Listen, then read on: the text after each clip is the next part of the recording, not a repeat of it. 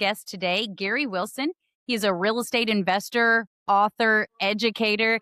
He's built a multi-million-dollar real estate enterprise after retiring early from corporate America. So we've got that in common. That's kind of where we started. Welcome to the show, Gary.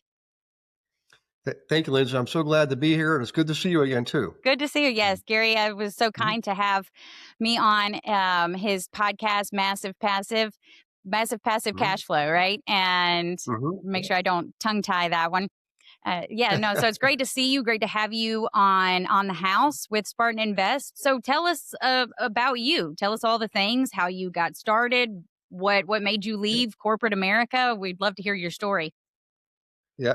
Well, what's interesting when it comes to real estate, I actually got interested very early in life. So, when I was like 5 years old, my dad had gone to Korea and then Vietnam, gone for years at a time, and we were mainly living on or around bases, which isn't like luxury housing, So, but I had friends in school that had normal, regular homes, split levels and ranches and stuff like that, and I started drawing them like the outside picture to scale. I had a ruler and everything. And it was like kids playing piano when they're 5 years old. I was doing that, drawing house plans. When I was 8, my grandfather, I was there. He taught architecture. It's like 100 years ago when he taught this at university. He said, "I'm going to show you how to draw the floor plan," and I was just completely blown away. And that year at Christmas, my mom bought me an entire kit, the drawing board, everything, the compass, the T-square, the whole 9 yards. And I'm drawing. I still have hundreds of house plans. So in any case, years later, I go to apply to Virginia Tech University. Where I went to high school was so far out in the wilderness. I mean, very few kids went to any college. So most of them never even finished high school because they went to work on the farm. So Virginia Tech called me down. And he said, "We don't understand why you didn't apply to general studies, because then you transfer into architecture once you're here." And I said, "Well, my counselor did all that. I didn't have a clue. So I went to Old Dominion, and this was the fortuitous part. So my freshman year roommate's named Socrates. We're still good friends today. His dad was a Greek immigrant and a big investor in Richmond, Virginia. And when Sock and I graduated, we were, best friends. We were going to rent a house on the beach and, be typical young guys living on the beach, The dream, right? And, and his dad he said, "No, you're not." He said, "Don't be stupid." His dad was really direct with us. He said, "You're going to buy a house and I'm going to help you, and you're going to start making money now, starting day one." And he never gave us a dime. He didn't give us the fish. He taught us how to fish. And this is January 86, where interest rates were still through the roof. And we did a very creative deal. We assumed that the guy was in the Navy. We assumed his first mortgage, a VA mortgage. And everybody listening, when people say you can't assume mortgages anymore, that's not true. You can assume VA, FHA, USDA, 100% across the board. You Absolutely. just qualify like you would for your own new mortgage, right? So we assumed his first. Back then it was non-qualified. We just signed a piece of paper, and we refinanced his second mortgage, and then we gave him a third note for the remaining equity. And then the 2 additional bedrooms we rented out to 2 other guys, and their rents pretty much paid Socks and my mortgage payments. And I thought, this is easy. And then I got married, and 2 years later, Sock bought me out. So I turned a total of about $3,000 I had into it into $8,000 in return in 2 years, and basically lived for free. I'm thinking, I'm going to do this. So, but got married, had children, moved to Pittsburgh, and I never forget at the closing. By the way, Sock's dad is pounding his chest, saying, "If you boys do what I tell you to do, you won't have to work for anybody else when you're 35 years old." Well, I was 35, sitting there hating the corporate world. I mean, Lindsay, I was not born to be sitting behind a desk. I need to be outdoors. I need my creative space. I need freedom. So I just said, I'm going to invest. And I started investing heavily for the first year. In the first year, I picked up 30 units. It was duplexes, triplexes, fourplexes. And the income from that was actually meeting my corporate income from banking. I was a corporate banker. I wasn't like out in the retail world. And then 3 years later, I actually retired from the corporate world at 40 years old and walked out of there. And I'll never forget, I mean, it's blistering hot August. I've got a dolly with my personal belongings in boxes. And there had been layoffs all year long. I had to lay people off, actually. And these 2 guys were standing on the corner looking at me. And I looked at him and he said, "Hey, we feel so bad. Can we help you get your stuff to your car? You got a resume. We can maybe help you out." And I said, "What do you mean?" He said, you were one of the layoffs. And I said, "No." I said, I just retired. I'm free. And it occurred to me Wow. when I said that, what it meant, I literally bought my own freedom. And I want everybody here listening, I wasn't born with a silver spoon in my mouth. Nobody gave me money, right? I actually, one exception, my grandmother bought an E-bond for me when I was born. All grandkids got an E-bond. It was $1,600. So she gave it to me when I graduated. That was it. You know, if you just apply yourself and hang around the right people, okay? Do Mhm. yourself a favor. You know, I'm not saying shed all your old friendships. There might be some great friendships there. Keep them, but start surrounding yourself with people who are ambitious, goal setters, action takers, people like you.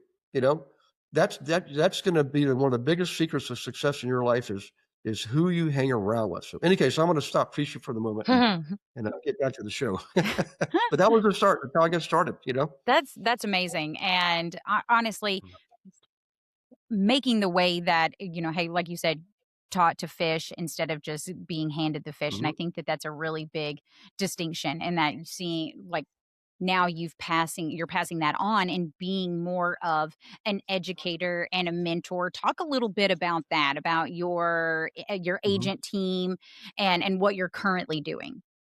Sure. Well, first thing is I didn't get where I'm at myself. Lord knows I had a lot of help from some amazing human beings, some of them much older than me. And now here I am, I'm 63 years old. And I'm thinking back to when I was in my 30s. Why are these guys teaching us all this stuff? Why don't they just keep doing what they're doing? Because they're making a lot of money, right? Why aren't they doing that? It's because when you're a business builder and an entrepreneur, you always need the next. You got to keep moving, right? You can't sit still and stay stagnant. So it's one of those been there, done that kind of things. I've done it all, seen it all. Went up to building 90-unit buildings and 26-story development projects and things like that. I'm just at the point. You know what? I it's like an astronaut. Astronauts will tell you once they go to the moon and go into outer space, it's really hard coming back to planet Earth and finding something that inspires you and fills you with just joy. So teaching does that. And when you can help other people succeed and get to their next level, of course, there's always remuneration. It has to be an exchange of value and everything in the business world, but there's no integrity, there's no honor. People have to have skin in the game, right? Time, energy, and money are the Mhm. three ways you can do that. So for me, I have teachers in my family. It was just in my blood. I just didn't know that, Lindsay, till much later in life. So I started teaching people how to invest. That was the first thing. Instead of them charging them 25,000 bucks, I said, look, I'm just going to take the commissions. But you gotta follow the teachings and you gotta work with me on this. So I did that. Then I built a brokerage out of that called Win Realty Advisors. I merged that with a big box brokerage company because I found out I'm an entrepreneur. I like building things. I do not like managing them. So it turns out the company I merged with said, "We just want you to teach our people what you're doing." And I said, "Great. Where do I start?" They said, "How about right here, Pennsylvania?" And it took off. I never saw a business grow so fast in my life. I mean, I was traveling all over the U.S. and Canada, staying at Ritz Carlton and eating all kinds of great food. But then I got tired of being on the road. I wanted to be with the people I love, So I decided to build a team. It's called the Global Investor Agent Team. And all I did was I took the old model of me traveling around teaching and preaching and people paying me 25,000 bucks. I took that, converted it into a team, and my commitment to the team members was and is today, you join here, you're not going to pay one dime out of pocket. I'm going to coach the crap out of you. But your job is you got to show up every day. You got to meet me halfway because I can't learn for you. Mhm. I can't do the work for you. You've got to do it, and I'm going to be right there beside you. So I call it leading from the front. So I'm not one of those teachers that throws a book at you, pats you on the back, and says, "Go get him, Tiger." You know, we work together. It's Mhm. called guided implementation. And so you implement as we learn. That's how people learn and that's how we retain. It's to learn by doing business. So if you're out there and you just want to invest, you've got to connect yourself with an agent who knows how to invest. Okay. Just ask them, hey, you're a global investor agent. Have you been you're a certified investor agent? And a lot of them don't even know what that is because most brokerages don't teach this stuff. They teach them how to help us buy our own homes, which is fine. I'm not knocking the real estate industry. No. There's some wonderful people there, Yeah, absolutely. but the fact is investing is a completely different mindset.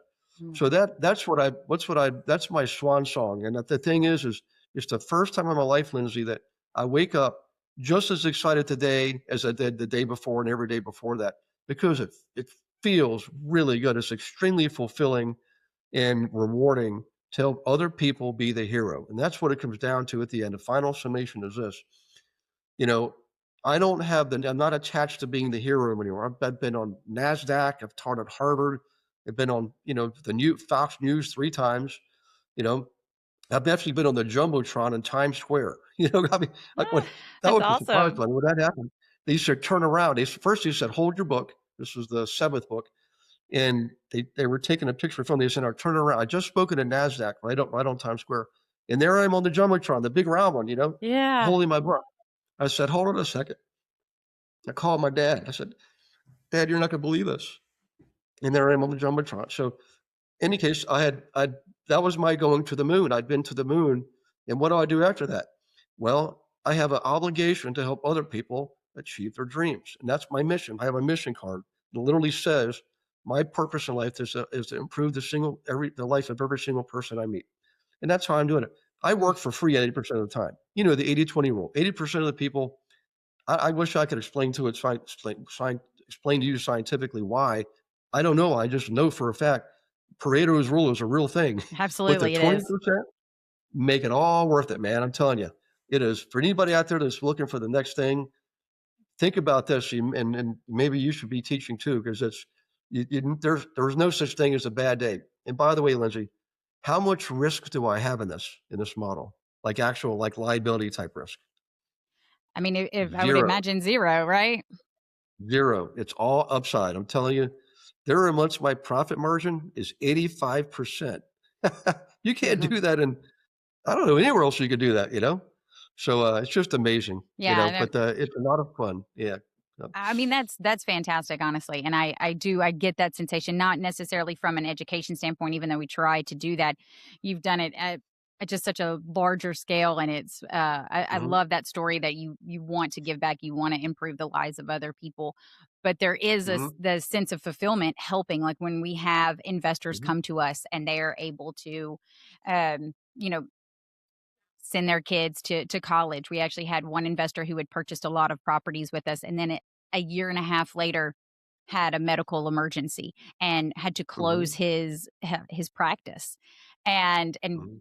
we stayed in touch with him. We were sending him like, baskets and stuff. And then a couple of months after he got out of the hospital, he was like, these properties were what kept me afloat. And it's things Yeah. like that that really just, I mean, that matters the most. And yes, of course, we have to make money, right? Because we have employees, we have overhead, et cetera. But that right there, if you want to talk about actual fulfillment, is helping those investors get Mhm. to the point that you were able to get to as well. And you're absolutely right. There's a lot Yeah. of fulfillment in that.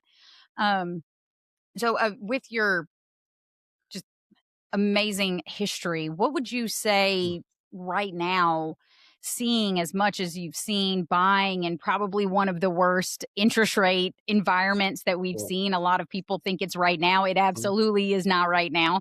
What do you think is mhm. the biggest misconception people have about, yeah, real estate investing or just the kind of passive income with real estate? Yeah. Well, there's a couple things. The first one is always, well, it's really a couple things. It's they don't think they can do it because they don't think they can qualify for another loan. They don't think they have the money to buy another property. But the reality is the lenders. And by the way, I'm probably gonna get in trouble for this. Don't go to the big giant banks. Just don't do it. Okay, go to the small local community banks. Hmm. They're going to work with you. They're going to get to know you, the person. They're going to look at your project. They're going to help you figure out how to make it work. That's a huge difference than just trying to fit a round peg in a square hole, which is what the big banks do. I'm sorry, I'm just big banks. I It's the used to work truth. for a Like big bank. they have these policies Yeah. and procedures, and they have to enforce them across the Yeah. board, and they're kind of held to them. Like Mhm. you said, the smaller banks, it's just that they're not held to that same standard. So absolutely. Yeah. So the interesting thing is they will take the income, the projected income from whatever the rental you're buying, right? Mhm. To qualify you. They're gonna include that income along with your own income, and the reality is that all that means then is you just have to do the proper analysis on any property you buy. So I always use we didn't call it the Burr method back then. I don't think we called it anything. We just call it investing, but I would look for properties that had room for improvement, not dramatic stuff. I didn't like things that needed new roofs and, falling down type places. That was a lot of work. I did a couple of those, but look for places that are like need painting and carpeting, maybe reface the cabinetry, just bring it up to date a little bit, things like that, where you can raise the value and then raise the rents. Back to the fundamentals of is always go to your local banker with this approach. Okay, number one, be completely candid with them. Show them everything. But they're going to ask you all the questions financially. Give them the truth. Okay, and ask them to say, given these circumstances and what I'm looking to accomplish here, how would you suggest I approach this project, this property? And all of a sudden, that banker becomes a team member instead of it being like an adversarial thing where you're trying to keep things secret and you just hope they give you the money. Think of it as a partnership, okay? Because it is. Hmm. And when you do that, I I got to the point where I didn't even have to call the banks. They called me. They want to do business with you because they know you're doing things the right way. So, in any case, the money's the first thing. The second thing is I don't know how. I hear all these headaches, people getting called in the middle of the night. Lindsay, I never got called in the middle of the night. All those years I owned all those properties, not once. It never happened. I never unclogged a toilet at 2 o'clock in the morning. I mean, nobody else should either. But the thing is you can learn, and the best way to learn is to saddle up next to somebody who's a couple steps ahead of you, right? I was lucky. This Sock's dad was the first person that mentored me.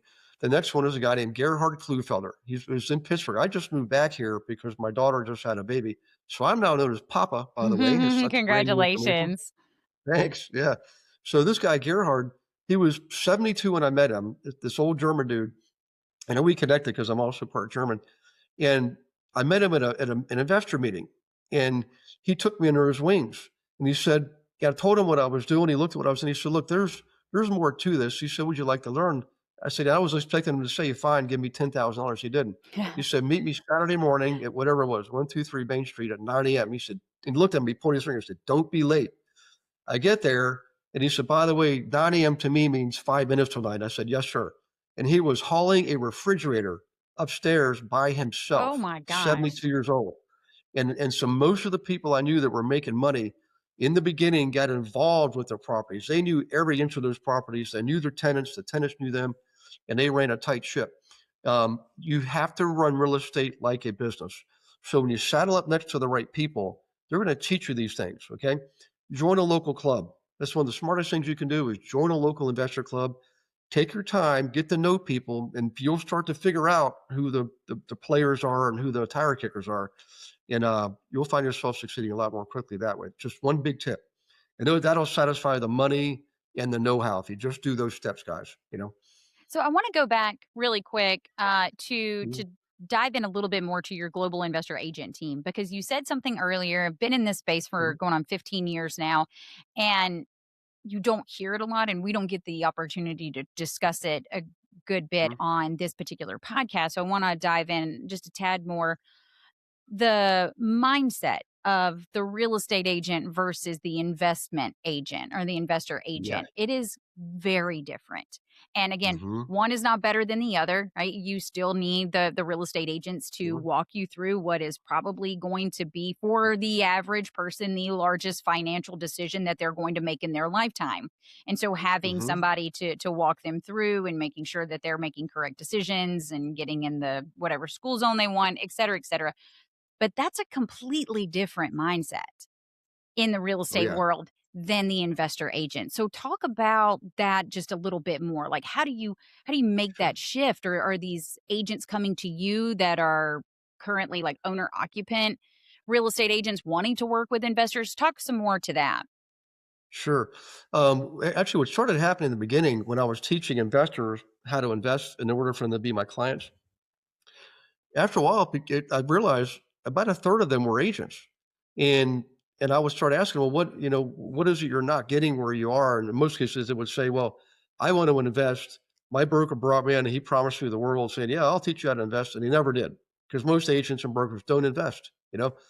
So they were looking for that, like the mentorship, right? Saddle up next to somebody.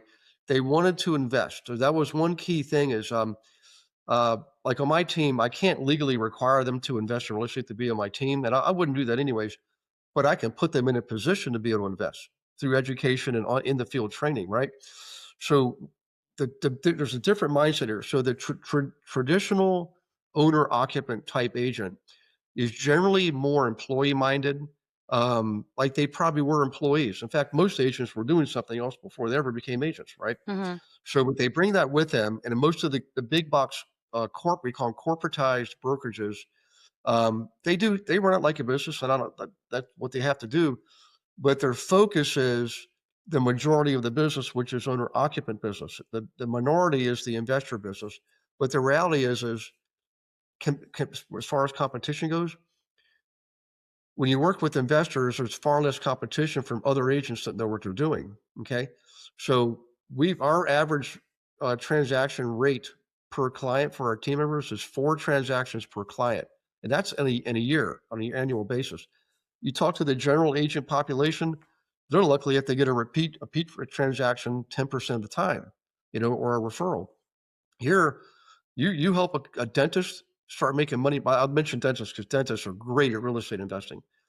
They're going to tell their other dentist buddies. They're very Hmm. tribal, okay? And you'll get all that business. I'm telling you, you don't just get one, and you'll get invited to all the reindeer games. But the difference is, and this is a generalization, there are some very good owner occupant agents who are business minded. They just prefer people buying luxury homes, vacation homes, and things like that. Nothing wrong with that. They're doing a great business. Hmm. The problem with that is it's generally a treadmill. As soon as they stop selling, the income stops. And most agents have zero retirement plan. They're the big. I had an 84-year agent reach out to me the other day, Lindsay. He responded to one of my. I once a year I'll put ads out to bring people in, right? Entrepreneurs, business builders, things like that. And this guy was 84, and I thought he was still healthy. I could still hear in his voice. He's got plenty of gas in the tank. And I thought he just wants to stay busy. He said, "No, I screwed up. I wasn't a good manager of my money. I still need to make money." I'm like, "Holy cow!" Wow. You know, and one of my inspirations for starting this years ago, because I was teaching all around the country, right, for another big box company. One of the students there was 84 years old, and same thing. I thought he really wants to stay busy, and he said, "No, I lost my wife, and she was the main breadwinner, and I now need to work, and I'm going to try to do what she did. She was an agent." I'm like, man, it's heartbreaking. So I want my agents to have multiple streams of income. And see, this is what investor agents, this is how they think. They're entrepreneurial and they're business minded. Like on our team, we don't just get commission income for being on the team. We share a gross revenue coming in the front door. Oh, That's 2 wow. streams right there. And then there's stock ownership. So there's 3 forms of earning money, right, with one set of activities. And then the fourth stream could be them investing themselves. Owner occupant agents, typical agents, they have one stream of income, commission income. That is the worst position to be in when you're a 1099 contractor. See, agents are contractors, they're not employees, right? They have to have their own retirement plan. But sadly, a lot of these agents, 90% of them, in fact, probably 95, don't have a retirement plan and they have one stream of income. So like right now, volume is at a 40-year low. This is why the big box companies are starting to buy and merge each other. They're not doing it because it's a strategic move to thrive. They're just trying to survive. I'm just telling you the truth here, guys. I used to do mergers and acquisitions when I was in banking, and I can see the signs of a desperation move in the corporate world. When one company buys another one, it's usually the company being bought that has cash flow problems. Why would they sell otherwise? If you're Hmm. making money, you're not going to sell. What's worse is when the little company, we call the flea buying the dog, the big company, which one of those just happened, that means they both got cash flow problems. See, in a franchise model, they've got a ton of overhead, right? And their average profit margin is only 10%. So if they're making 10% and the volume's down 40%, just do the math. It's just a matter of time before they ran out of money. And that's exactly what's happening right now. So, but the type of businesses that we run, my profit margin is still well over 50%, even though the volume's down 40%. We're okay. We don't have all that overhead. It's very entrepreneurial. Hmm. So look for the agents that are in that type of a model, right? An entrepreneurial model, who are business minded. And if they offer you solutions, right? Stick with that agent because chances are they've done this before. They know how to solve problems when it comes to investment real estate. Owner-occupant agents, they're not going to be able to help you. They can help you find a property, and that's about it. That's about it. You need Absolutely. advisors on your team. Yeah. Yes. Absolutely. So if we have any listeners or in our audience that fit that criteria, that are investor agents that are coming to us now, Spartan Invest, we're selling, we're doing all of the things, right? We're checking all of the Mhm. boxes, but that's not all the real estate investors. We're meeting a subset of the investor demand, and that those that want to continue to be a dentist and don't want to do real estate on the side, and et cetera, et cetera. We're generating that Mhm. passive income. But for the people in the audience that are those agents that are entrepreneurially, ooh, that was a tough one, minded, Yeah. and they want to hear more. How do they, join you or get in touch with you, or what does that look like? Yeah. Well, there's actually we just did this recently, though. We have a big YouTube channel. Just you can go to YouTube and type in Global Investor Agent Team, and you'll see my mugshot pop up, and you just click on it and subscribe to it too. By the way, we're totally organic. We never paid a dime for that. We've got almost 1,000 subscribers. We just started this a year or two ago. But in there, in the new videos, I told my VA, I said, put my Calendly link down in the description area. So people are starting to reach out to me by going to watch one of the new videos. They scroll down, they see the Calendly link set up. I just had one with a guy in Alabama. He has his company is called Top Gun Real Estate, and we're setting up a meeting because he came to me to solve a problem, and I said, man, you're doing it the old fashioned way. You need a lead sourcing tool through data aggregators that gives you access to all the data, property data, people data, court data. So that's how he found me. And now he's getting that. But they can also go to globalinvestoragent.com, the website, and they can scroll down and read my story, and there's stuff that they can learn to get there. But at the bottom, there's a way for them to put in their name and their email. I don't think they ask for phone number on that, but in any case, just put it in there and we'll set up a call with you.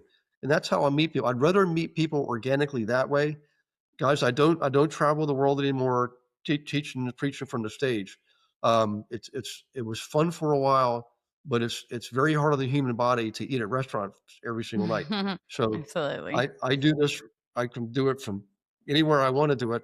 But the bottom line is, it doesn't matter where you are. It doesn't matter where I am. The way we do our business these days with technology, just just just learn what I'm teaching and observe how I'm doing what I'm doing. And it all starts with you just setting up a call. I mean, you literally I mean, if I had this 30 years ago, holy cow, it wouldn't be number one, people just don't generally do that. But I like to meet people personally and build a relationship organically that way. That's just how I've always done things. So just go onto YouTube, go to the Global Investor Agent Team channel. Hmm. There's 16 playlists, all kinds of stuff you can learn there. And then go to globalinvestoragent.com and you can get stuff there too. But either way, you'll have a way to set up a call with me. That's awesome. And we'll make sure to include all of those links in our show notes for this particular Mhm. episode. Gary, thank you so much for joining us Yeah. today. I really appreciate it. I'm glad to do it. Hey, everybody listening, listen. God bless you and your loved ones. Get out there, have a good day. And when you wake up in the morning, put your boots on, get out there and tell the coach, give me the ball, coach, and start running, start playing. That's how you're going to succeed. You can't do it from watching from a computer on a computer screen or a couch. You have to get out in the field and swing the bat. Absolutely. Absolutely. Couldn't agree more, especially in Alabama where that's where we eat, live, and breathe is football. Give me the ball, make it happen. So I There you love go. that. I love that, Gary. Thank you so much for joining us. And that's You're On the welcome. House Thank you. with Spartan Invest.